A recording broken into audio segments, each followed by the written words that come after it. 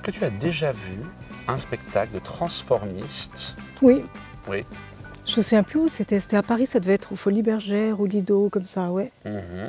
Et qu'est-ce que ça t'a fait? Tu t'es bien marré? Oui, j'aime bien le côté burlesque, le côté extravagant, le côté chatoyant, le côté féminité outrée. En fait, j'aime bien l'outrance là-dedans, dans ce genre de spectacle. Tu sais que les transformistes sont des garçons qui s'habillent en femmes, qui ne sont pas hormonés.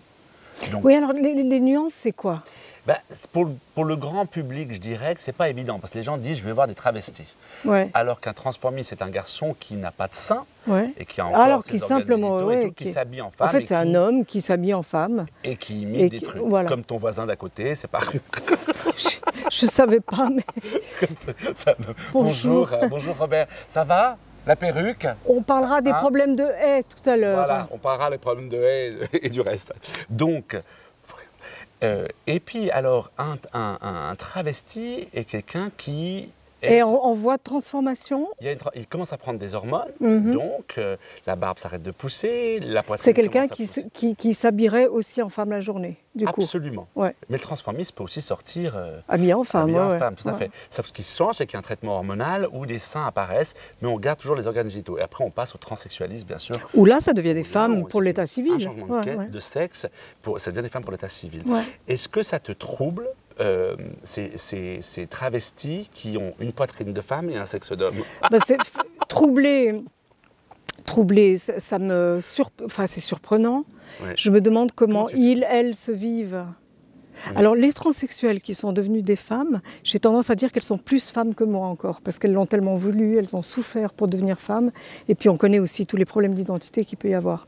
C'est-à-dire des gens qui sont nés dans le mauvais genre, quoi. Le mauvais genre. Et c'est un long parcours, un long chemin. Oui, et puis ça doit être une telle souffrance, donc j'ai tendance à dire qu'elles sont plus femmes que moi. Moi, ce qui m'impressionne, c'est quand je vais voir des spectacles de cabaret, je regarde évidemment ce qui se passe sur scène, mais je regarde beaucoup la salle. Ouais. Et je regarde le regard des femmes.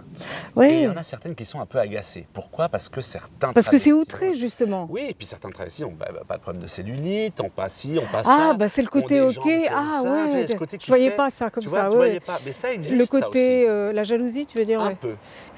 Ah oui, c'est vrai qu'ils ont des corps incroyables. Et c'est vrai qu'on parle, alors par exemple, chez les Asiatiques, où l'androgynie est déjà... oui, en plus, ils ont des attaches très fines. Donc, les mâchoires moins marquées. De même que chez certains métis aussi. Tu vois, le bavarois qui s'appelle Herbert, qui va s'appeler Frida, par exemple. Excuse-moi, je t'écoutais pas du tout. Non, mais tu vois, le bavarois... C'est dans l'ennui, ta conversation, des fois, mais tu te rends pas compte. Mais tu vois, le bavarois qui s'appelle Herbert... Mais ça fait rien, peut-être qu'en lui, il y a une très jolie Frida, très fine et délicate. Moi, c'est ça qui me touche, par exemple. Dans les histoires de transsexuels, l'idée que dans un corps d'homme se cache une petite jeune femme toute frêle et comme ça. Et ça doit être beaucoup de souffrance, surtout. Je me rappelle d'une très jolie émission de Mireille Dumas, où elle avait fait un portrait spécial d'une transsexuelle d'un certain âge, de 50 ans, et tous ces problèmes qu'elle avait par rapport à son environnement familial. Ça doit être le regard des autres, ça doit être terrible, parce que la transformation, elle est longue. Elle est longue. C'est pas un truc que tu fais comme ça. Exactement. Donc, on est allé dans un cabaret à Genève, qui est une institution, mais vraiment, que tu as connu, que j'ai connu, qui dernièrement a fait peau neuve, c'est-à-dire qu'ils ont tout relooké, tout rafraîchi. Au niveau artistique, au niveau de la direction artistique, il y a un monsieur formidable qui s'appelle Enzo, qui repense un peu au spectacle pour pas que ce soit avec des playbacks, avec des câbles qui tournicotent, des trucs ridicules et tout, parce qu'il y a à boire et à manger. Un peu old fashion, complètement. Et vraiment, il y a une nouvelle direction, et je te propose de regarder quelques images de la nouvelle garçonnière, version 2017. D'accord. Antoine, on s'est vu il y a à peu près un mois dans un établissement qui va bientôt fêter ses 30 ans, comme on en avait parlé dans cette émission. Là, tu nous accueilles dans un autre chez toi. C'est un autre de tes bébés, La Garçonnière, un lieu quasi institutionnel à Genève, dans le milieu de la nuit. Cette garçonnière, elle fait peau neuve. Tu as voulu leur donner un nouveau visage, une nouvelle identité. Alors, raconte-nous en quelques mots, qu'est-ce qui fait qu'il fallait que ça change à tout prix? Alors, comme tu le dis, Alain, La Garçonnière, c'est mon bébé. J'ai pratiquement changé toute l'équipe, la décoration. J'ai fait une équipe nouvelle, jeune, dynamique. On a aujourd'hui un très bel accueil. C'est important l'accueil, hein. Très important. Aujourd'hui, toute notre clientèle, on va la recevoir simplement, gentiment, avec le sourire. Et les clients aujourd'hui qui reviennent, ils sont vraiment très très à l'aise. Et pour moi, c'est très important. Qu'est-ce qui fait qu'on a la bonne déco pour un lieu comme celui-ci? Mais tu sais, Alain, au moment où j'ai décidé de changer l'équipe, pour moi, c'était normal qu'on change la décoration. Je voulais me trouver dans une nouvelle ambiance, avec la nouvelle équipe. Et c'est là que j'ai préparé donc la nouvelle décoration. Et en même temps, on a profité de faire l'anniversaire les 9 ans, qui est une soirée magnifique. Voilà, alors il fallait fêter ça à tout prix avec des gens qui sont venus à cet anniversaire. C'est des gens de ton entourage, dans ta proximité, ou ce sont des clients lambda qui sont venus, des habitués, qui faisaient partie de cette soirée anniversaire, Antoine? Alors j'ai retrouvé d'abord des amis qui sont venus de Lausanne, Montreux, Genève. Et puis j'ai retrouvé aussi beaucoup de commerçants de la rue du Rhône qui étaient présents, qui m'ont vraiment honoré cette soirée. Donc aller vers les commerçants, leur dire qu'ils sont les bienvenus, c'est super important aussi. C'est très important. Et comme je t'expliquais, je me suis permis d'aller les trouver en disant voilà, je fais l'inauguration, très honoré de vous recevoir, et ils ont tous été présents. Alors toi, tu es un des rares patrons, ce que je pourrais appeler un patron philanthrope. C'est-à-dire que tu as besoin, à tout prix, mais c'est presque viscéral chez toi, de remercier les gens avec qui tu travailles, sans qui peut-être que tu ne serais pas aujourd'hui là où tu en es. C'est grâce à cette matière première, à savoir les hommes et les femmes qui travaillent avec toi et qui sont des gens qui te font confiance et auxquels tu fais confiance. Tu as besoin de mettre en évidence, de valoriser ces gens-là. Et ce soir, comme au Petit Palace, tu avais besoin de présenter toute ta nouvelle équipe de la Garçonnière. Alors, on les rencontrera au fur et à mesure de l'émission. On va commencer par accueillir celui qui est le directeur de cette garçonnière qui s'appelle, Antoine? Charles. On accueille Charles. T'as vu ça? Yeah. C'est immédiat. On est obligé. Bonsoir Charles. Bonsoir. Bonsoir Alain. Bonsoir Charles. On ne pouvait pas rêver d'une entrée plus incroyable que James Brown. C'est ça. I feel good. Vous sentez bien ce soir, ça va Charles? Très bien, très bien, très bien. Vous êtes le nouveau directeur de la Garçonnière. Oui, tout à fait, depuis maintenant 2 mois et demi, 3 mois. D'accord. Depuis la réouverture. Depuis qu'Antoine a réinstallé une nouvelle équipe à la Garçonnière, a voulu redonner de l'âme à la Garçonnière et voilà. On a changé une équipe et changé le directeur. Qu'est-ce que vous faisiez? Quel était votre rôle précédemment? Alors, j'ai cette force d'avoir connu un petit peu tous les rôles à la Garçonnière. Important de connaître tous les postes afin de pouvoir diriger une équipe. Il faut savoir ce que chacun d'eux font. C'est ça. Il faut connaître le travail de chacun pour connaître les attentes, les problèmes, anticiper les problèmes de chacun et avoir la meilleure coordination possible dans toute l'équipe. Alors le rôle d'un directeur d'un cabaret comme celui-ci, qui est une véritable institution, c'est quoi prioritairement? C'est quoi votre rôle en tout premier?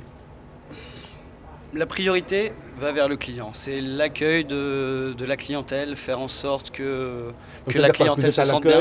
Vous êtes à l'accueil la plupart de la soirée. Vous êtes à l'accueil, vous accueillez les clients. Je suis un petit peu partout. J'accueille les clients. On connaît très bien nos clients. C'est vrai qu'on a une clientèle très habituée. On en connaît à peu près 70%. On lie des liens forcément avec certains, avec tous quasiment. C'est une relation très forte qu'on a parce que c'est des clients qui viennent de manière très régulière. Quels sont vos objectifs? Allez, on va dire dans les 5 ans à venir, que cette garçonnière, d'une part, elle reste aussi belle qu'elle l'est maintenant, parce qu'elle a entièrement été relookée. Donc Antoine est très soucieux qu'il y ait vraiment une toute nouvelle identité. Vous, vos objectifs, Charles, dans 5 ans, c'est quoi?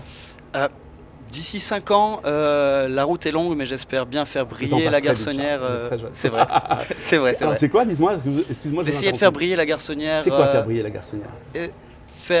Donner encore plus du prestige, plus d'éclat, que ce soit au niveau du cabaret, au niveau de la discothèque, de faire un endroit qui devient incontournable à Genève, tel que la Garçonnière existe depuis 30 ans, et essayer de la faire briller encore plus et que tout le monde ait envie de venir passer du temps à la Garçonnière et que tout le monde la connaisse. Dans votre métier, il y a un aspect que vous aimez peut-être moins, un aspect un peu difficile, j'imagine, c'est quand les clients viennent vers vous et se plaignent parce que ci, parce que ça, parce qu'il y a des emmerdeurs, il faut bien le dire. Et comment vous traitez, on en avait parlé avec les directeurs du Petit Palace, avec Antoine, eux, avec un certain recul, arrivent avec beaucoup de savoir-faire à ne jamais monter dans les tours, comme on dit, et à toujours... C'est primordial. C'est Même quand primordial vous avez de face à vous garder son quelqu'un qui a calme. très mauvaise foi. Comment vous faites pour gérer ça?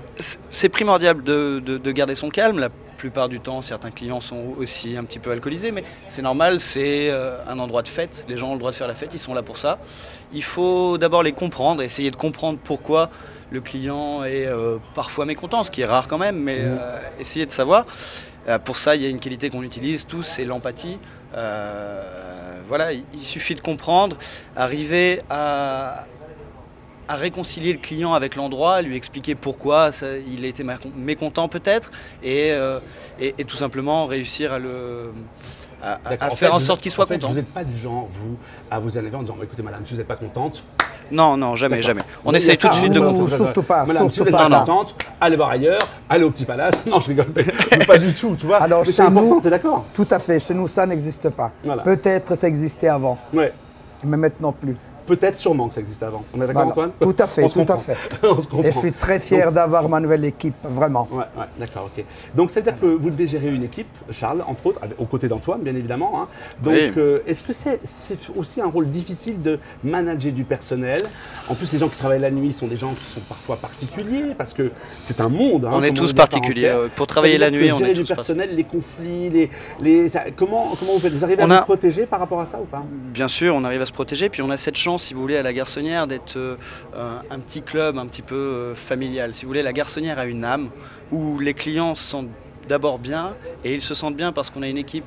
Toute l'équipe, c'est combien de personnes, Charles? On a une dizaine de personnes. C'est à taille humaine. Oui, c'est taille humaine. On est 12 avec la sécurité. On est au service, on est 7 environ, plus 2 en sécurité et un au vestiaire. Écoutez, Charles, merci de nous avoir dit à quel point vous étiez plein d'ambition pour cette nouvelle Garçonnière. Vous avez des objectifs, vous avez envie que tout se passe pour le mieux du monde, ça c'était évident. Tout à fait.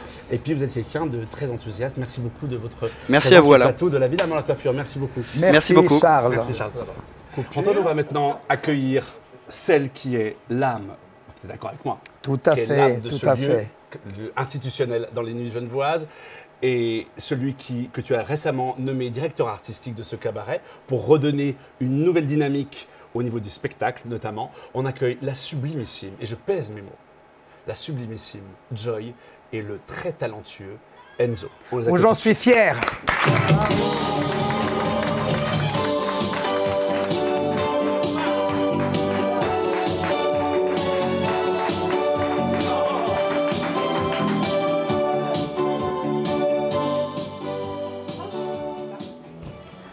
Alors, vous êtes les deux résidents permanents, si on peut appeler ça ainsi, de ce cabaret qui vient de faire peau neuve. Joy, vous êtes là depuis pas mal de temps, on va dire. Donc, qu'est-ce qui a changé dans cette nouvelle âme qu'Antoine a voulu donner à la Garçonnière? Selon vous, qu'est-ce qui vous a frappé en premier lieu? Alors déjà, moi, ce qui m'a frappé fortement, c'est que quand on rentre dans l'endroit, c'est un apaisement. C'est quelque chose de... comme si une chape de plomb ou quelque chose était parti. Comme si on a plaisir à venir travailler, on a plaisir à rentrer ne serait-ce que dans l'établissement. Je trouve que c'est le jour et la nuit, même dans la continuité des choses. Je trouve que c'est zen. J'ai l'impression qu'on est en Inde.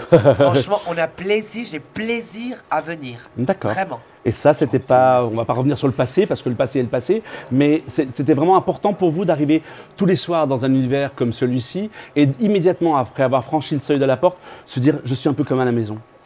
Alors, c'est exactement ça, c'est que moi, je ne renie rien du tout d'avant. Ce qui est passé, on passe par des étapes. Absolument. Et j'ai passé des très, très bons moments, et j'aime mon travail, j'aime tout ça.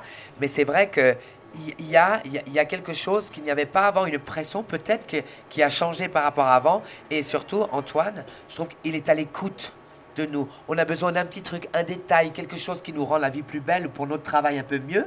Ben voilà, c'est comme une fée qui nous embellirait la vie. Une fée, et pour ça, c'est magnifique. C'est gentil, et je le pense vraiment. Je pense que tous les clients, tous les gens, ils rendent... Mais comme c'est... c'est incroyable. C'est le but, c'est la nouvelle Garçonnière. Et Antoine, depuis que je le connais, tous ces établissements sont comme ça. C'est-à-dire que tu rentres chez eux, c'est la famille. ça a toujours été comme ça depuis toutes ces années que je connais Antoine. C'est ça, c'est son caractère, c'est peut-être l'Italie. La convivialité, c'est l'Italie. C'est vrai, l'accueil. Et surtout, ce que je voulais dire aussi, c'est que c'est toujours une attention. Il y a une attention, il y a quelque chose qui se passe. On sent qu'on est considéré vraiment.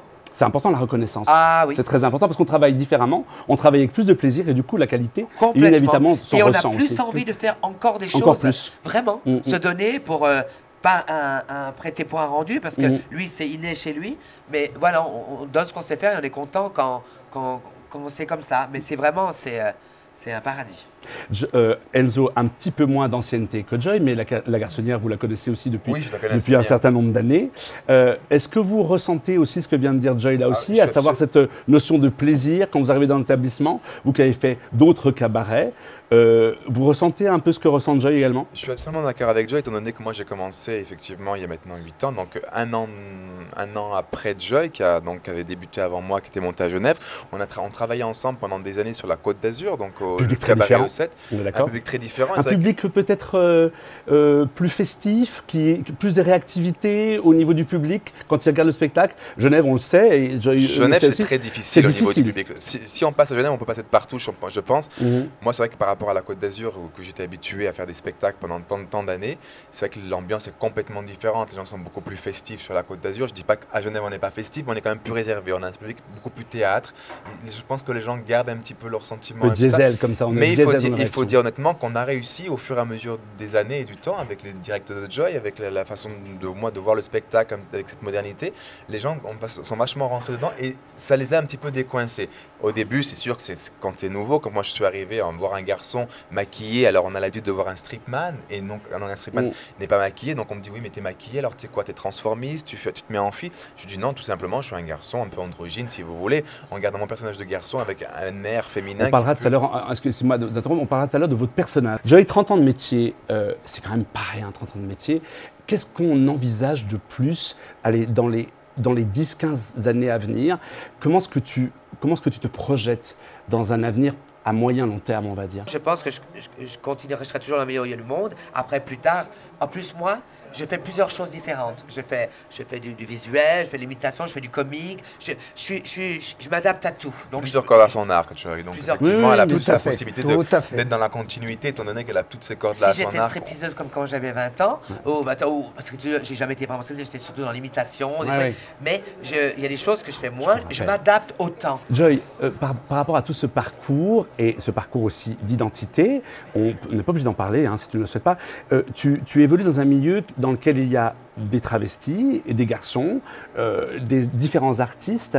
Ta place à toi, est-ce que tu aurais pu envisager à un moment donné dans ta vie de dire, OK, par rapport à tout ce parcours, je vais, je sais pas, comme aller cultiver, faire du fromage en Ardèche, j'en sais rien et tout. La scène, c'est plus fort que toi finalement. C'est un truc épidermique. Oui. C'est quelque chose que tu n'envisageais pas de faire quoi que ce soit d'autre, même après tout ce long chemin. Et souvent difficile. Oui, moi c'est vrai que moi je pense que quand je disais tout à l'heure, on est artiste ou on ne l'est pas, je l'ai été à 8 ans. Je faisais des spectacles dans mon immeuble avec tous les gens d'immeuble, ils venaient voir. J'avais 8 ans, je mettais une robe avec Antoine aussi connaît, Joseph. Et on faisait déjà là, à 8 ans, donc je faisais des spectacles. J'ai toujours été, je pense, au fond de moi, un clown. Un clown au fond de moi. Donc il y a une phrase que je dis souvent, vaut mieux être une fausse réussie qu'une vraie ratée. Et je crois que je n'ai pas honte du tout de ce que j'étais, de ce que je suis, parce que je me dis, on est comme on est, et j'ai vraiment été où je voulais. Enzo, quand vous étiez petit garçon, vous, les robes, c'était pas votre truc? Non, les robes, c'était pas mon truc. Non. Moi, j'ai commencé par le football. Ah là là Comme quoi footeux. Enzo le footeux, dans le sud de la France. Donc vos parents voyaient déjà à l'Olympique Marseille, non? Même pas. Non, même pas. À l'Olympique Lyonnais à l'époque. À Lyonnais? Ouais. Ah, c'était Lyon, d'accord. Et en fait, non, j'étais très footeux. Et puis c'est vrai que la danse, non. Moi, après, j'ai eu une carrière de mannequin à Milan pendant 2 ans et demi chez Riccardo Gay, où là, j'ai un peu découvert mon côté artistique. Mais effectivement, si je peux vraiment être honnête avec moi-même et avec mes souvenirs, c'est vrai que quand j'étais gamin, je mettais un petit bandeau, un petit micro devant moi et devant un miroir et j'essayais de danser et chanter. Donc je pense que j'avais déjà un petit peu cette âme artistique que je devais peut-être certainement refouler par rapport à mon entourage, par rapport à ma vie. Certaines choses aussi, très simplement, je pense absolument. Et puis du coup, le mannequinat m'a ouvert certaines choses. Un garçon au milieu de femmes ou de travestis ou peu importe, est-ce que ça communique facilement ou est-ce que parfois vous avez l'impression au niveau de votre identité d'avoir des difficultés de communiquer? Je parle par rapport aux private jokes, à ces choses-là. Ou est-ce que vous êtes un peu un ovni au milieu de tout ça? Je vais peut-être vous surprendre, mais je pense que je suis un ovni. J'ai vraiment l'impression, après 17 ans de direction artistique, au milieu, comme vous dites, de travestis, de transsexuels, qui sont aussi les 3/4 donc devenus des amis, eh ben, j'ai l'impression d'être leur frère, d'être leur... je pense que c'est un peu ça, Joy, leur frère, leur père, et que j'ai une facilité à communiquer avec eux. D'adaptabilité. Ah oui, je pense que c'est vraiment ma famille, je pense que c'est un peu ça, vous êtes si ce n'était pas le cas, vous seriez absolument pas bienvenu. C'est vrai que je suis pas toujours simple et facile, parce qu'on n'est pas tous simples et faciles tout le temps, on a des moments et tout ça, mais c'est vrai que j'ai toujours une écoute de leur part, non, je peux pas trop me plaindre de tout ça, j'ai une certaine autorité qui a fait que, et puis même, c'est une super compréhension, et on s'entend très très bien, on se comprend très très bien. Antoine, tu viens au spectacle à peu près combien de fois par semaine? Combien de fois tu montes voir le spectacle? À peu près. Si je pouvais passer 24 heures sur 24. Non, mais je dirais à quelle fréquence? Est-ce que toi aussi, tu as ton mot à dire quand tu vois quelque chose? Est-ce que parfois Antoine dit non, ça c'était moins bien? Oui, bien sûr. Est-ce qu'il n'intervient pas du tout par rapport à ça? Antoine a son mot à dire, mais la grande chance que nous avons aujourd'hui, enfin ce que j'ai aujourd'hui, j'ai une liberté totale d'action et c'est peut-être, ça faisait très longtemps que je n'avais plus ça, ce qui m'avait un petit peu démotivé et découragé par rapport à un passé. Et c'est vrai qu'aujourd'hui, je suis remotivé, je repartirais comme si j'avais 20 ans, comme au début. Est-ce qu'elle est un peu maternelle? Oui. Est-ce qu'elle a ce côté un peu maman comme ça? Est-ce Joy qu'elle est enveloppante comme ça, maternelle? Oui, tout à fait. Elle nous remonte beaucoup le moral, elle s'inquiète de nous, elle nous motive aussi, elle nous apporte beaucoup de choses. Moi, c'est vrai que je me repose. Est-ce qu'elle a des coups de gueule? Oui, elle a son Est-ce qu'elle est qu'elle rancunière? Elle est Gémeaux. Est-ce qu'elle est Gémeaux. rancunière? Elle est rancunière? Elle est rancunière, mais pas avec tout le monde et elle sait pourquoi elle est et ça peut lui passer très très vite. Très bien. On peut par exemple avoir dans les loges. Et moi, ce que j'aime aussi chez Enzo, même si Antoine, je le connais depuis j'avais 16 ans, 17 ans. Chez Antoine, ça fait partie de. Oh, vous voyez, on en parlait de ces trucs, de ces endroits où vous l'avez ou vous l'avez pas.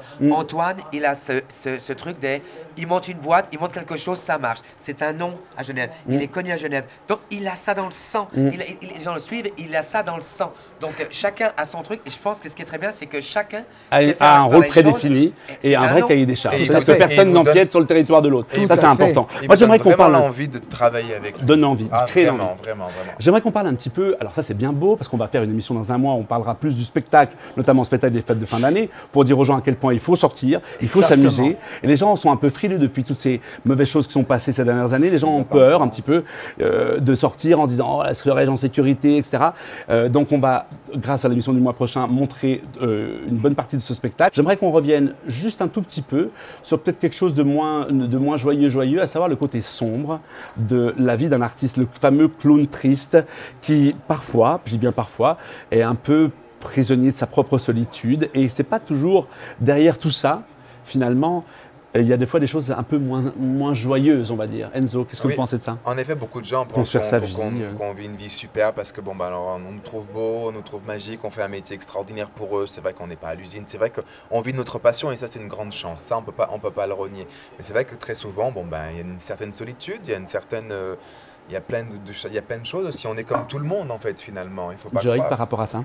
C'est Sharon Stone qui disait c'est dur d'être considérée comme la plus belle femme du monde et d'entrer seule chez soi. Eh oui. C'est vrai, ça, c'est vrai. Très belle. Et on est très sollicité. Est-ce qu'il faut sacrifier peut-être la vie de travail qu'on soit parce que c'est pas évident. Il n'y a pas les mêmes horaires, il y a pas. Et puis nous, je pense qu'on est aussi un peu difficile. On a toujours personnellement, basé ma vie aussi sur l'apparence, sur tout ça et tout. Donc, il y a quelqu'un qui est très bien à côté, on ne le voit pas, et quelqu'un qui est à côté qui nous retrouve, tu vois. C'est un petit peu. Oui, on est convoité, on est tout ça et tout, mais finalement, c'est vrai qu'on rend des fois, un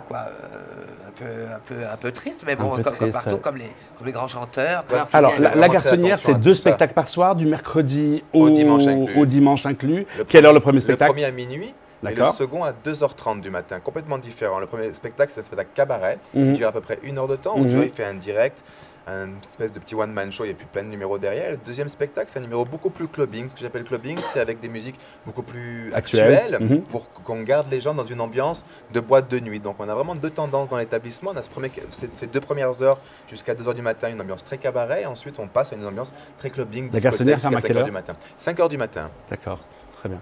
Joy, vous êtes prête? Je vais même changer. On va changer. On va voir le numéro de Joy et on se retrouve après pour le final. Autour de Joy, tous autour de Joy. Magnifique. Parfait. Magnifique. Voilà. Merci beaucoup. Merci, Joy. Merci.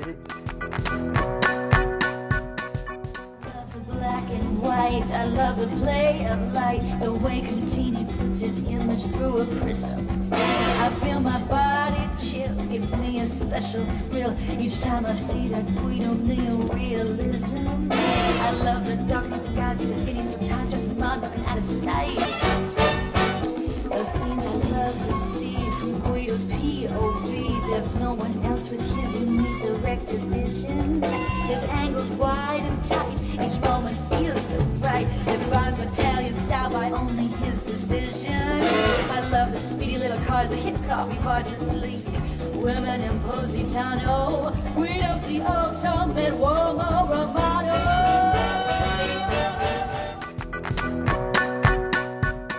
Bien volontiers, je suis très heureux de vous présenter toute la nouvelle équipe de La Garçonnière, en commençant par Maria. Maria, qui vous accueille tous les soirs au vestiaire. Voilà, Bonsoir, Maria. Mettez-vous là. Voilà. Pardon. Alors Maria, vous êtes à l'accueil du vestiaire, c'est ça? C'est exact. D'accord. Et bien voilà, maintenant j'ai aussi le plaisir d'accueillir, je crois, Nino, qui Nino. est son ami. On applaudit très très fort. Nino, ça fait un petit moment qu'il est avec nous déjà. Après, l'amour est dans le pré, l'amour est dans le cabaret. C'est ça, bonsoir Nino. Après. Ça va?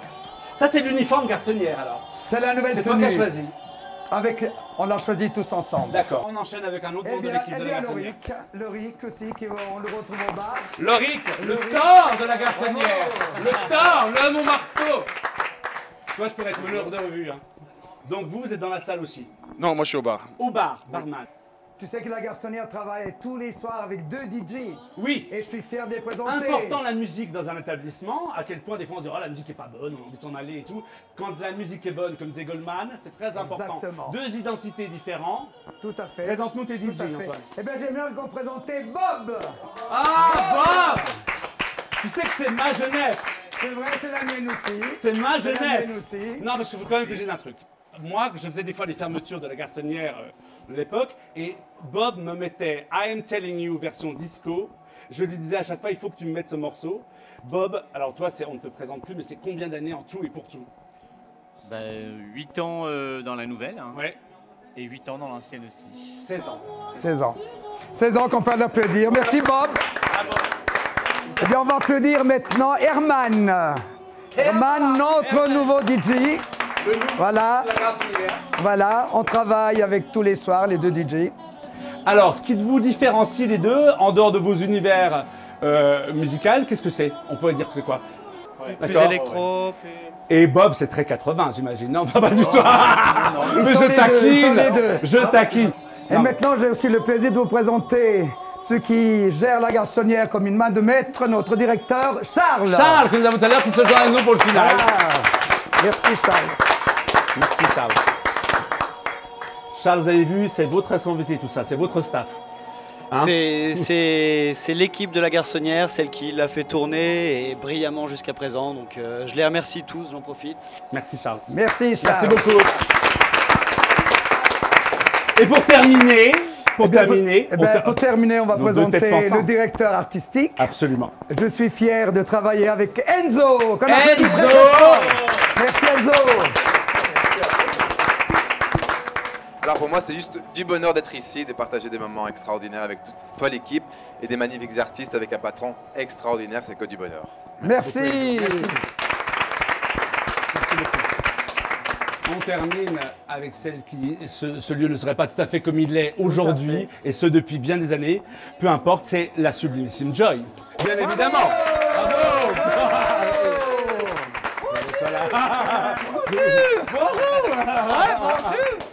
Alors, tu nous as présenté un de tes numéros. Oui. On va dire que c'est plutôt du quoi? Tu définirais ce numéro comment? Du burlesque, un Du peu burlesque, burlesque. cabaret burlesque, tout à fait. Oui. On se retrouve dans un petit mois à peine pour une émission spéciale La Garçonnière, fête de fin d'année, où on va trouver tous les artistes qui seront autour de nous pour fêter Tout à cette fait. nouvelle fin d'année avec nous. Merci beaucoup de ton accueil. Merci. Au revoir.